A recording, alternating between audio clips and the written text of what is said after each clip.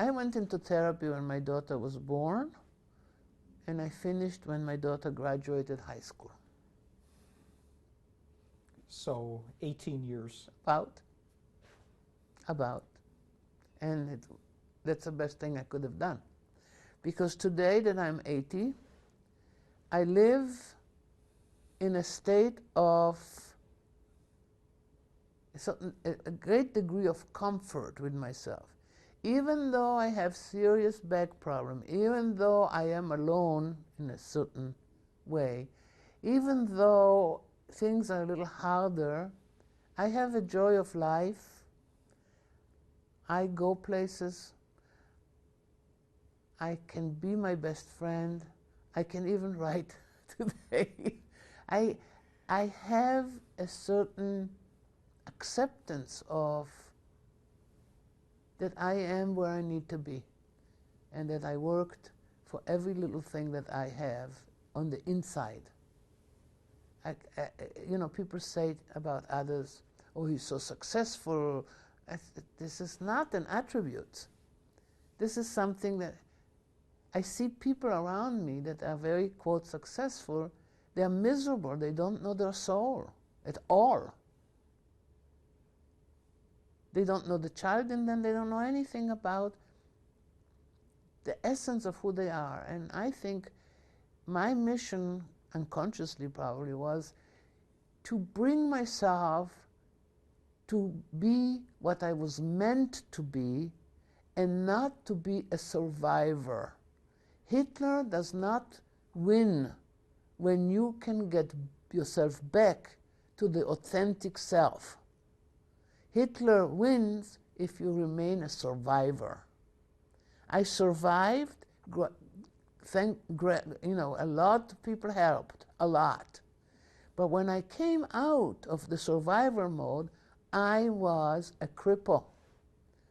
And the damage that Hitler has inflicted on me and my people has to be healed, not just stay in the survival. And unfortunately, many, many, many people, for many reasons, do not understand that their uncomfortable feeling has to do with the then and there, not the here and now. What do you mean by survivor mode? Meaning that I didn't die. I survived Hitler. I mean, he didn't catch me. He didn't catch my father and mother. I wasn't in concentration camp. And then the war ended. And I was alive still. But 6 million were not. But you say that you emerged from that mode psychologically. Yes. So what is your understanding of those who remain in the survivor mode? I don't want to sound, God forbid, judgmental in any way. People say there are certain traumas that you can go back and examine. But what I'm saying is that any little bit that you can learn about yourself from your pain and connect it to the trauma. You know, we are talking today a lot about post-traumatic stress syndrome. People think that they invented the wheel. They did not. Freud calls it unconscious.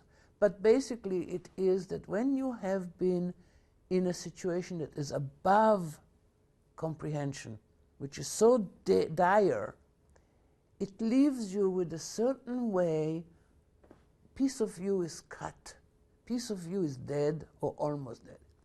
Now, you recognize that piece by the discomfort that sneaks up on you in certain situations.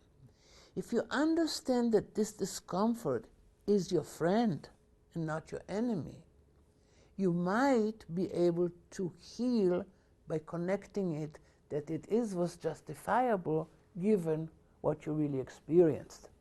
But if you put a wall completely, and some people have to, that piece of you that allows you not to feel robs you of the ability to fully experience.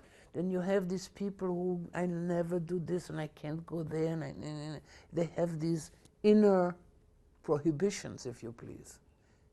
These are protection, not to be exposed. God forbid something will sneak on me. Some feelings might sneak and I won't be prepared.